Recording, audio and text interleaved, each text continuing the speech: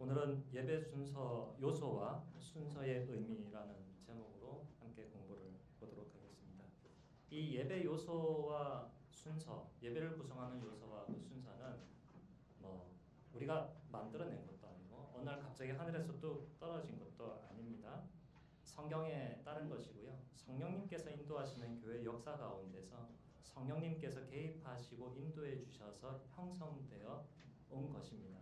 그러니까 의미 없게 행하신 일이 아니어서 우리는 교회 역사 가운데서도 배우고 또 성경 안에서도 배우게 되는데요. 안타까운 점 중에 하나는 우리에게 더 가까운 신약에서는 예배는 이런 요소가 포함되어야 되고 이런 순서로 예배드려야 된다고 딱 규정하고 못 박는 것은 하나도 없다라는 사실입니다. 그래서 성도들은 예배를 드리면서 그럼에도 불구하고 구약 안에 예배 요소가 많이 나타나 있고 규정도 있고 또 그것을 신약에서 신학적으로 많이 발전시켰기 때문에 신구약 전체에서 예배 요소와 순서들을 발전적으로 예배 실행을 옮기는 데 사용해 왔습니다. 우리가 예배 순서가 우리 교회처럼 좀 복잡하다고 생각하실 수 있는데 다른 교회 가면 책입니다.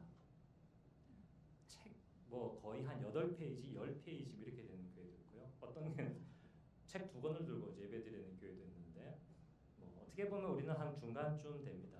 중간보다는 좀 더 약간 캐주얼하다라고 할까요? 그런 쪽으로 지금 시점에서 2025년을 살아가는 시점에서 전 지구상에 교회를 쫙 펼쳐놓고 우리 교회가 드리는 예배는 매우 복잡한 예배, 상징이 많은 예배, 그리고 굉장히 간단하고 아주 심플하고 캐주얼한 예배 이렇게 했을 때 우리 교회는 중간보다는 좀 더 캐주얼한 쪽으로 몰려 있다고 볼 수가 있겠습니다. 전체를 4라고 치면은 한 4분의 한 1 내지는 3분의 1 요쯤 된다라고 생각하시면 객관적이지 않을까. 예수 그리스도 삼위 하나를 믿는 사람들 중에서도 예배하는 인구적으로도 봐도 한 9쯤에 들어있다라고 보시면 좋을 것 같고요. 물론 이 캐주얼한 예배의 스타일은 조금 더 이렇게 쭉 가고 있는데 계속 이렇게 가지 않고요. 왔다 갔다 세계 추세와 역사적인 추세는 그렇게 이동하고 있는 것 같습니다.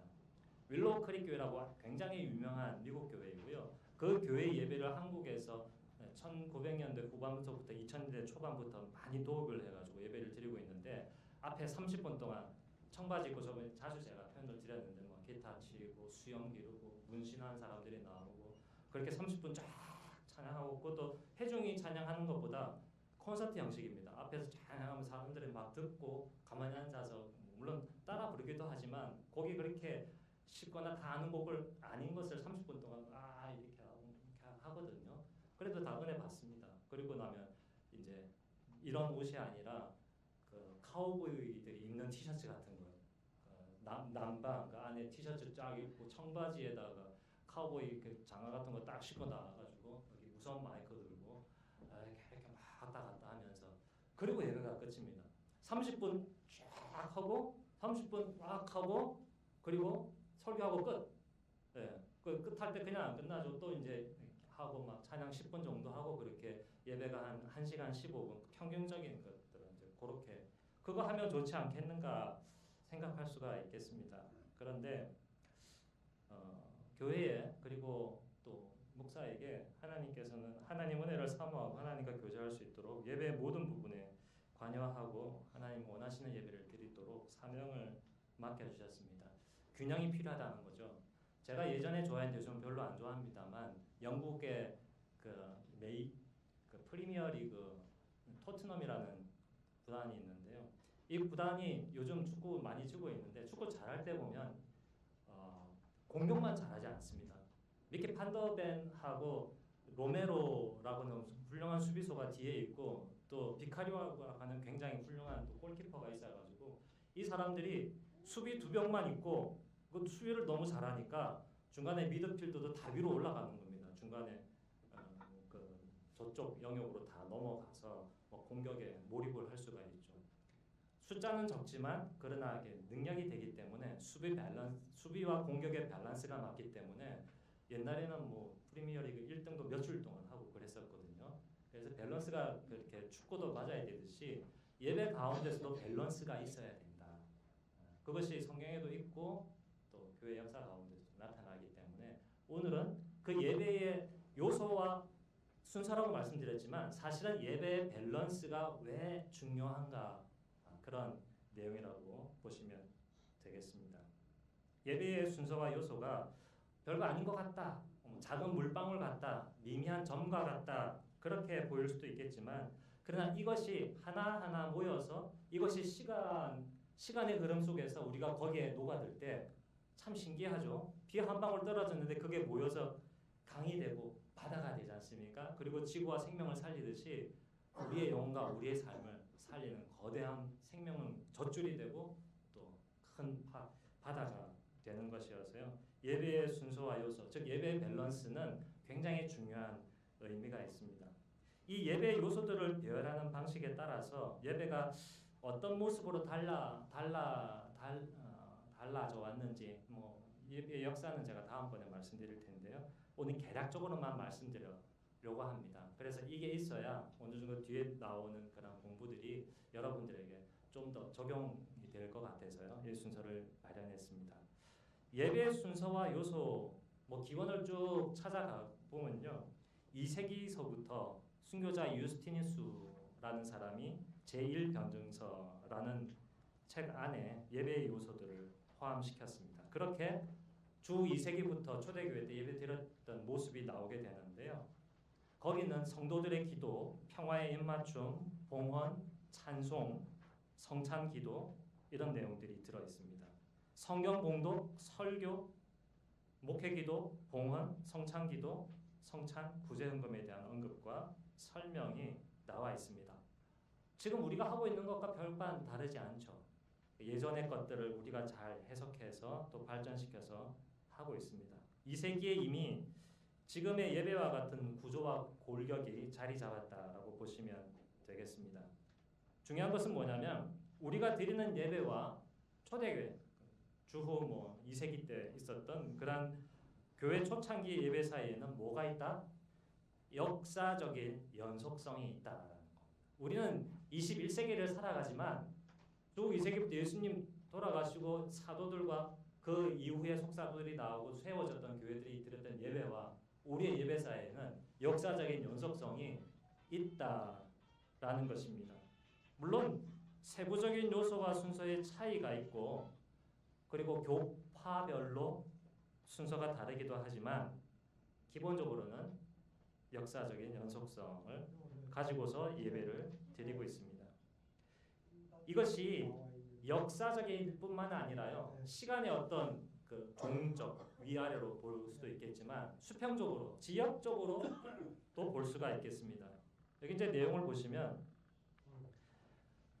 초대교회 때 교회들이 이제 세워졌던 지역들을 보시게 되면 북아프리카 그리고 이집트, 예루살렘, 그리고 시리아, 그리고 소아시아, 로마, 그리고 이탈리아, 밀라노 등 이렇게 여러 지역에서 예배를 드렸기 때문에요. 그러한 지역적인 그리고 그 지역에 살아가는 사람들의 문화적인 요소가 또한 예배에 녹아 들어져 있습니다.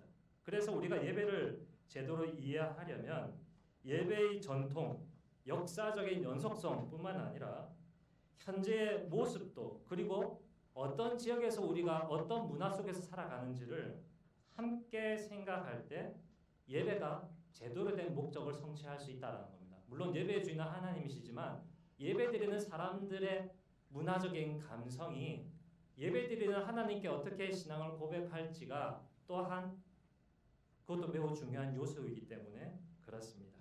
그래서 예배의 역사성도 우리는 존중해야 되겠고요. 그리고 다양성을 존중해야 되는 것입니다. 즉 수평적 차원에서 우리가 지금 어느 시대, 어느 지역, 어느 문화 속에서 살아가느냐를 존중할 때 온전한 예배를 드릴 수가 있겠습니다. 아까도 우리가 시편 찬송을 불렀는데 그게 나의 감정에 아무런 터치, 나의 신앙 고백에 아무런 울림과 뭐 힘을 제공하지 않는다면 그런 찬송 부를 필요가 없겠죠. 우리가 들을 때 내 마음이 울리고 공감되는 그 멜로디라고 하는 문화적인 요소를 잘 감안하면 우리가 하나님께 예배를 드리지만 그리고 하나님 예배를 받으시지만 내 마음을 온전히 하나님께 그 멜로디의 문화에 실어서 올릴 수 있다는 것이죠. 그래서 예배의 역사성과 그리고 문화성을 이 다양성을 존중하려는 기본 자세가 예배의 요소와 예배의 순서 가운데 포함되어 있어야 된다라는 사실을 말씀드리고 싶습니다. 그렇다면 이제 서서히 예배의 형식과 흐름을 한번 보도록 하겠습니다. 그 전에 제가 첫 번째 페이지 프린트 나눠준 곳을 보시면 이렇게 행적인, 시간적인 요소들이 쭉 있고요. 그리고 이 지역적으로도 이렇게 행적으로 예배가 다양한 모습으로, 다양한 전승으로, 다양한 리더들에 의하여서 여러 가지 모양으로 이렇게 드려져 왔다 하는 것을 먼저 확인을 하시고요. 그러나 이것이 지역적으로 다르지만 어떻게 역사적인 연속성과 신학적인 통일성을 가지고 발달되어 왔는지도 우리가 또 같이 살펴봐야 되겠죠. 자, 그렇다면 예배의 형식과 흐름을 내용적으로 한번 살펴보도록 하겠습니다.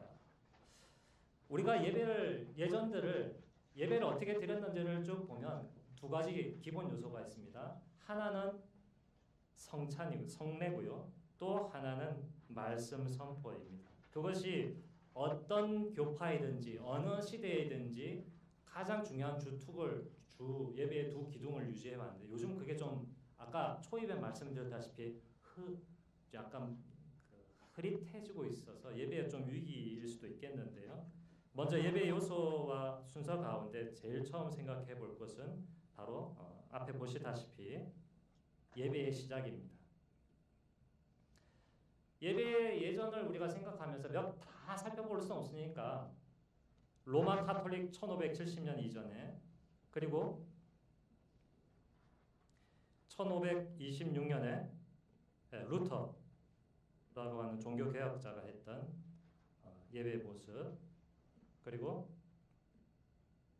칼빈이 했던 그리고 아까 강사님도 몇 번 언급하셨는데 1600년대 웨스트민스터 청교도들이 만들었던 예배 모범 그리고 1980년대 거의 지금과 비슷한 시대죠. 미국 장로교회에서 하고 있는 예배의 모습 속에 들어있는 예배 요소와 순서들을 보면서 어떤 통일적인 요소가 있는지 한번 보도록 하겠습니다. 시대는 이렇게 행으로 되어 있고 지역적으로도 퍼져 있지만 공통적인 요소가 있다라는 말씀을 드리고 싶은 것입니다. 이것을 어떤 순서로 말씀드릴 거냐면 예배에 나오는 순서 기준으로 일단 말씀을 드리도록 하겠습니다.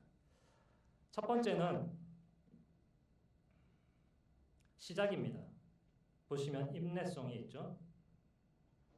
여기도 시작이 있습니다. 예배로의 부름, 임내송. 종파와 시대를 불문하고 예배 시작할 때 예배로 들어가는 그러한 예전이 들어 있습니다. 사람이 찬송가 찬양대가 찬송을 부리기도 하고요. 그래서 로마 카톨릭하고 루터교 같은 경우에는 예배를 집전하는 사람 찬양대가 찬송을 부르면서 예배 안으로 쑥 들어옵니다. 어떤 모습을 연상하겠습니까? 찬송할 때 우리의 찬송 가운데 마치 예수님이 예루살렘 들어갈 때 쫙 사람들이 환영하며 옷을 깔고 나뭇가지를 흔들면서 그러면서 예수님이 쫙 우리에게로 들어오시는 모습 예배 자리로 성삼위 하나님께서 쫙 들어오는 모습을 그러한 것을 가지고서 상징적으로 드러내고 실제로 믿음으로 우리 예배 가운데 두세 사람이 예수 그리스도의 이름으로 모이는 가운데 주님이 임재하시는 예배로서 예배를 시작하는 것이죠. 그래서 동방 종교 같은 경우는 이 테이블에는 없습니다만은 소입당 성직자와 성도가 입당송을 부르며 성경을 들고 걸어옵니다. 이렇게 동영상 같은 거 보면 성경도 그냥 성경이 아니라 아주 크고 막 겉에는 금으로 착 칠해놓고 그래서 딱 들고 들어오면 이제 앞에서 죽은 아이가 가고 뒤에 또 쭉 십자가도 들고 그렇게 예배드리고 쭉 쭉 들어옵니다. 그게 이제 소입당이고요. 그리고 대입당도 있습니다. 소입당은 말씀의 예전, 그 말씀 중심의 예배라는 순서이고요. 그리고 뒤에는 성찬을 중심으로 하는 예배 순서에는 그 예식을 시작하는 표시로서 빵과 포도주를 들고 쫙 다시 입장합니다. 그러면 칼빈 같은 경우는 어떻게 했을까요? 우리가 흔히 시편 124편 8절 우리의 도움은 천지를 지으신 여호와의 이름에 있도다라고 하는 신앙 고백으로서 예배를 시작하였습니다. 하나님 앞에 이제 우리가 나간다. 하나님이 부르심은 하나님 먼저 불러야 예배가 시작되기도 하지만 칼빈 같은 경우는 우리가 주님의 이름을 부르며 우리의 신앙을 고백하면서 하나님 앞에 나옵니다. 뭐 누가 먼저 예배를 시작하고 여는 주체가 되느냐? 하나님이 부르면 하나님이 예배를 열고 하나님께서 우리에게 은혜를 주셔서 우리를 예배 자리로 불러 주신다라는 의미가 있고 칼빈 같은 경우는 보툼이라고 말하는데 내가 예수 그리스도를 믿습니다. 아버지 하나님의 은혜와 사랑을 간구합니다 하면서 예배 자리로 주님 계신 자리로 하나님 자리 계신 자리로 나오는 것이 신앙 고백의 형태로 드러나면서 예배를 시작하는 것이죠. 그런 방식으로 예배를 시작하고요. 우리 교회는 저나 이제 강사님들이 예배 시작할 때 이렇게 쭉 찬송 가운데 쭉 앞으로 들어오면서 역사적으로 있었고 했던 그러한 내용들을 이제 대신하고 또 자리에 와서 찬송이 마치면 하나님의 어떤 축복의 선언이나 하나님의 예배로의 부르심의 말씀을 성경 안에 있는 거 가지고서 말함으로써 하나님이 우리를 불러주시거나 혹은 보통을 이야기하면서 우리의 신앙을 같이 고백하면서 예배를 시작하고 있습니다. 그러니까 요는 뭡니까? 이 예배 자리에 하나님이 오시거나 우리 혹은 예배 자리에 우리가 하나님 안으로 쑥 들어가는 것을 하는 것이죠. 뭐 단순히 예전을 뭐 그렇게 드라마틱하게 한다 그런 차원이 아니라 우리의 모든 삶에 하나님이 임재하셔서 우리가 하나님 속으로 예배 끝나고 나서 우리가 이제 파송의 찬양 부르지 않습니까? 그러면 그냥 교회를 빠져나간다, 예수님으로부터 멀어져 나간다가 아니라 주님이 계시는 세상의 그 영역 속으로 내가 풍덩 들어갑니다. 이런 것이 되겠고 다른 생각을 바꾸면 하나님이 우리를 그로 불러주신다라는 의미를 예배 시작할 때부터 그것을 잘 드러내는 것이죠. 그렇게 해서 예배를 시작을 하게 되고요. 그리고 신앙 고백하는 내용이 또한 나오게 됩니다. 예배를 신앙을 고백을 하기도 하고요. 또 뭐 다 할 수 없기 때문에 우리가 성경 하나님의 말씀 선포를 듣기 이전에 뭐 설교는 말씀의 해석기 가르침이 포함된 것이지만 아주 생의 메시지, 아주 더하지도 않고 빼지도 않고 확실한 하나님의 메시지가 선포되는 건 언제냐면 말씀을 낭독할 때입니다. 그래서 말씀을 낭독할 때 칼빈과 웨스트민스터 예배 모범 같은 경우에는 성령님께서 우리에게 말씀을 보여달라고 이렇게 보이시나요? 네, 그렇게 간구하는 기도가 있습니다. 그래서 우리도 또한 성령께서 말씀해 주시기를 목사가 강도사가 아무리 말씀 열심히 공부하고 인간적으로 노력했고 성도님들이 아무리 일주일에 열심히 막 성경 공부하고 들으려는 의지와 열정이 있어도 노력을 많이 해도 성령님께서 말씀해 주시지 않으면 성령께서 은혜 주시지 않으면 말씀을 제대로 전할 수 없고 말씀이 제대로 들려지지도 않고 또 말씀이 우리 영의 양식이 안 되기 때문에 말씀 성령께서 우리에게 말씀해 주시기를 그게 제대로 활용되기를 간구하는 기도 예배 가운데 있었습니다. 루터 같은 경우를 한번 또 보도록 하겠습니다. 우리가 찬송을 또 많이 부르지 않습니까? 찬송을 부르는 그러한 예배, 특히 설교 앞과 뒤에 찬송을 부르는 그러한 전통이요. 보시면 설교 후의 찬송, 그리고 설교 전의 찬송. 음악을 굉장히 좋아했고 음악적인 식견이 탁월했던 루터가 그렇게 말씀 앞에 신앙을 고백하면서 또 말씀을 들은 내용을 찬송의 기도로서 하나님 앞에 고백하고 하나님께 그 약속대로 이루어달라고 딱 하는 겁니다. 그냥 설교 듣고 그냥 끝이 아니라 그것에 내 마음과 내 의지를 실어서 하나님께 말씀해 주신 하나님 앞에 응답하는 겁니다. 뭐 연애한다든지 사람들하고 만나서 무언가 일을 도모할 때 그냥 일방적인 막 얘기만 하면 그 관계와 일이 성립이 안 되잖아요. 서로 주거니 받거니 오며 가며 하는 것이 있어야 되잖아요. 그러면서 하나님의 모습과 영광과 은혜가 내 삶 가운데 이렇게 형성이 되게 됩니다. 또 윌로우 크릭이나 요즘 복음주의나 캐주얼한 교회 예배에서 흔히 볼 수 없는 것들이 있는데요. 그것이 무엇이냐면요. 그것은 바로 이런 것들입니다. 이게 역사적으로 있었습니다. 보시면 이러한 죄의 고백 그리고 죄에 대한 용서를 해주는 내용들이 들어있는데 이게 지금 기독교 전통에서는 어떤 쪽으로 많이 되어 가고 있냐면요. 천주교 같은 경우는 죄 고백과 너 그래 용서되었어 이것을 예배 안에서 잘 드러내기보다는 주로 어떤 식으로 되게 됩니까?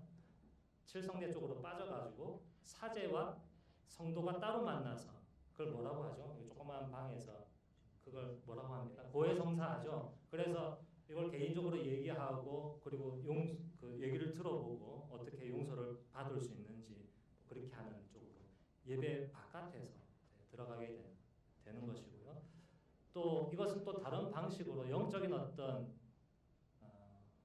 목사와 성도 개인의 어떤 문제로 하게 되는데 그러나 예배 전통 역사 신학 속에서는 우리가 죄인이고 내가 죄인이다라는 내가 죄를 졌다라는 고백을 예배가 하나님이 삼위하나님 임재하시는 이 자리 가운데서 은혜 자리 가운데서 이 고백을 하고 공개적으로 공적으로 확실하게 하나님의 선언으로 성령이 임재하고 역사하시는 사역자를 통하여서 죄가 사해졌다 선포해 주는 겁니다. 이것이 굉장히 중요한 부분이고요.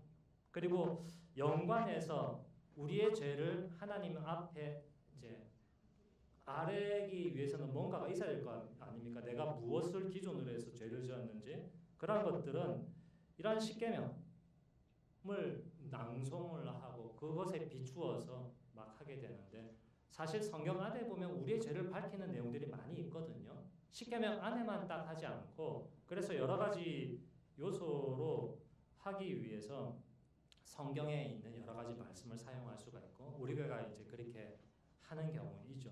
그리고 심지어 이것도 너무 형식화 되어져 버릴 수 있기 때문에 칼빈 같은 경우는 이것을 노래로 십계명을 노래로 해가지고 부르기도 했고요. 그리고 또 순서에도 의미가 있는데 칼빈과 같은 경우는 출애굽기 19장 20장에 나와 있는 그 십계명을 지켜야만 구원받아가 아니라 내가 은혜로 너희를 구원했으니 구원받은 자로서 그 축복을 누리는 좋은 로드맵이 뭔지를 하나님께서 보여주시고 샘플로 보여주시고 알려주시고 가이드라인을 딱 해주시는 그것이 십계명이거든요. 그래서 구원받은 자가 죄 용서받은 자가 이제 세상으로 나아가 어떻게 감사로 살아갈 수 있는지 그 가이드라인을 제공해 주는 것이 십계명. 그래서 죄 고백 뒤에 쭉 빼가지고서 십계명을 칼빈은 또 그 이후에 사용하기도 했던 것이죠. 그러한 내용들이 있습니다. 그래서 이러한 여러 가지 순서들이 있게 되는데요. 이러한 것들이 어떤 의미가 있는지 한번 우리가 생각을 해봐야 될 것입니다. 첫 번째, 이것은요. 참회 기도하고 죄용서하고 너무 의례 형식적이지 않아? 그리고 우리의 예배 어떤 클라이막스나 감정을 이렇게 딱 하는 데 있어서는 앞에 막 찬송하고 캐주얼하게 하는 것이 오히려 더 요즘 젊은 세대와 문화적인 우리나라 성격에 맞지 않겠어 할 수는 있을지 모르겠지만 그러나 이것이 이러한 역사적인 연속성과 신학적인 그러한 배경 속에서 이러한 것들이 이루어지는 의미, 목적은 뭐냐면 여기에 교육적인 효과 그리고 만들어가는 효과가 있기 때문입니다. 이러한 여러 가지 내용들을 하나님의 복 주심, 죄 용서하심, 기타 등등 이러한 것들을 우리가 들으면서 다시 한번 그것에 맞추어서 자기를 돌아보는 것이죠. 세상에는 프레임 같은 거 많이 얘기하지 않습니까? 우리의 프레임이 아니라 하나님께서 만들어주신 성령께서 만들어 가시는 예배의 프레임 속에 있을 때 그 프레임을 보고 내가 세상을 보고 내가 나를 볼 수 있게 되고 자라나는 아이들은 이런 거 왜 해요? 이건 너무 좀 쉽게 하고 좀 몸 편하게 하고 좀 짧은 바지도 입고 그냥 편하게 하면 좋지 않아요? 뭐 이렇게 했을 때 우리가 이걸 왜 하는지 이 요소와 순서가 왜 이렇게 되는지를 마치 구약시대 때 이스라엘 사람 지금의 유대인들이 뭐 랍비나 그러한 여러 가지 탈무드 전통을 통해서 아이들에게 가르칠 때 그 자체가 아이들에게 교육과 삶의 교육적인 의미, 효과가 있어서 실제로 그들의 삶으로 바뀌어지게 되는데 교회도 예배 가운데 이러한 교육적인 의미가 있는 것입니다. 그게 별로 소용이 있겠어 하는데 이 한 방울 한 방울이 모여서 강이 되고 바다가 되는 일들이 되어지게 되고요. 또한 형식이 내용을 만든다라는 말도 있잖아요.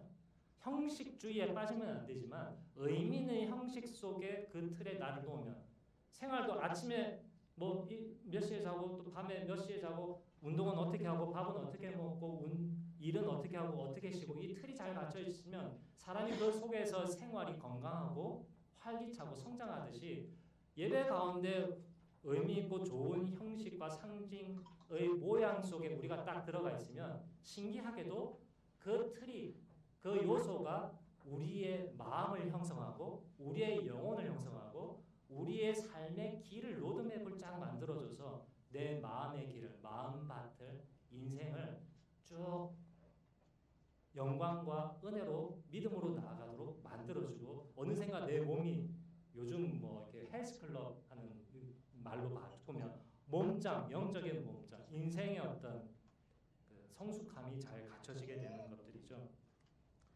그래서 우리는 뭐 그 마치 이제 그 천주교가 하는 식으로 그렇게 사적인 죄 용서 뭐 거기에는 어떤 보석 어떤 공로를 쌓아서 하늘 보화 창고에 공로를 보관해서 그래서 그것을 쌓아놓고 기부해서 죄인들에게 도움을 주고 나도 나중에 도움을 받고 그런 의미가 아니라 참된 예배의 어떤 신학과 역사적인 연속성 속에서 온전히 예배 드릴 때 나의 영혼과 삶이 하나님 주시는 은혜와 인도하심을 받을 수 있는 것이죠. 이렇게 이 말씀 중심의 예전은 이렇고요. 또 그 이후에 이루어지는 성찬 중심의 예전 역시도 이렇게 성령님의 인도하심을 간구하면서 로마 교회, 루터 교회, 종교개혁 그리고 미국 현재의 교회들이 이렇게 성찬도 어떻게 하고 있습니까? 매우 의미 있고 중요한 의미들을 가지고 내용과 시간을 갖추어서 하고 있다 하는 사실. 그래 우리의 성찬도 발전시켜 나가야 되겠다 하는 생각을 보게 됩니다. 우리는 이게 맨 마지막에 축도가 있는데요. 보통 기도, 축도, 축복하는 기도라고 이렇게 말하기도 하는데요. 이것은 우리가 목사가 우리에게 복을 달라고 간구하는 게 아닙니다. 아까 예배 마칠 때 제가 강복 선언하기 전에 말씀드렸던 것처럼 마칠 때 하는 그 강복 선언은 복을 주세요가 아니라 예배 안에 있는 성도들에게 하나님이 내가 너에게 복을 준다 선언하고 세상으로 보내는 것이기 때문에 복을 내리는 강복인 것입니다. 그렇게 강복 선언으로 이해를 하시는 것이 좋을 것 같습니다. 그래서 결론적으로 말씀드립니다. 예배 여러 가지 요소와 순서에는 의미가 있다. 그것은 단순히 만들거나 하늘에서 어느 날 갑자기 뚝 떨어진 게 아니라 역사적인 연속성이 있고 또한 문화적인, 시대적인, 교파적인 다양성을 존중하는 가운데서 성령의 인도하심으로 만들어 이루어진 것이기 때문에 사사로이 여길 것이 아니다. 예배의 요소와 순서는 우리에게 어떤 도움을 주냐면 첫 번째, 메시지를 준다. 무엇을 믿어야 될지, 무엇을 알아야 될지 그것이 우리의 인식과 신앙의 틀을 형성한다. 그뿐만 아니라 이러한 예배의 요소와 순서가 매주 반복되면서 모르는 사이에 우리는 점점 그 속에서 내 신앙이 형성되는 것입니다. 나를 만들어가는 것이죠. 내가 나를 만든 것이 아니라 하나님이 예배 가운데서 나의 마음과 몸과 살아가야 할 삶을 만들어서 더 이상 우리는 영적인 어린아이 혹은 구조자로 머물지 않고 영적인 성인과 하나님의 사역자들로서 살아갈 수 있게 만들어 줍니다. 이렇게 예배의 역사 속에서 기독교 역사 속에서 발전되어가는 예배 요소와 의미들을 생각해 볼 때 우리는 여러 가지 신학적, 실천적, 문화적인 지평 속에서 겸손하게 예배를 대하고 또한 발전시키고 예배를 드려야 되겠다는 생각을 하게 되고요. 우리가 사람마다 익숙한 예배가 있습니다. 어린 시절 나는 이렇게 살았다. 나는 대부분의 지금까지 신앙생활을 하면서 예배를 이렇게 드리는 것에 익숙했기 때문에 예배는 이렇게 되어야만 해라고 한다거나 아니면 오늘날 소위 성장하는 교회들 부흥하고 사람들이 많은 교회들은 이렇게 예배를 드리다 보니까 그렇게 예배를 해야 된다. 그걸 주장하면서 우리가 이 안에서든 혹은 바깥에 어느 교회에서든 혹은 다른 성도들 간에 다툼을 할 필요가 없습니다. 예배 전쟁을 할 필요가 없습니다. 예배의 요소와 순서, 예식, 역사적인 연속성과 문화적인 다양성과 하나님께서 성령께서 인도하신 교파적인 여러 가지 은혜와 또한 사용하시는 그런 경험들을 존중할 때 열려있는 상황 열어놓고 그러나 무엇보다 하나님의 말씀을 중심으로 삼아 예배 드릴 때 우리 예배는 성장할 수 있는 토대를 마련하게 될 것이고 그랬을 때 우리의 신앙 또한 우리의 삶 또한 발전하게 될 것이다. 그런 말씀을 같이 나누고 싶었습니다. 감사합니다. 그러면 전체 질문 혹시 있으면 딱 하나만 받고 없으면 그룹으로 나눠서 같이 이야기하는 시간 가지겠습니다. 혹시 질문 없으시죠? 네, 그러면 그룹으로 나눠서 제가 따로 또 있으십니까? 네, 드릴 말씀도 있고 해서요. 여성분들은 저쪽에 가시고 남성분들 여기 계시고 또 청년분들 저쪽에 계시고 네. 흩어져서 한 30분, 20분, 30분 남았는데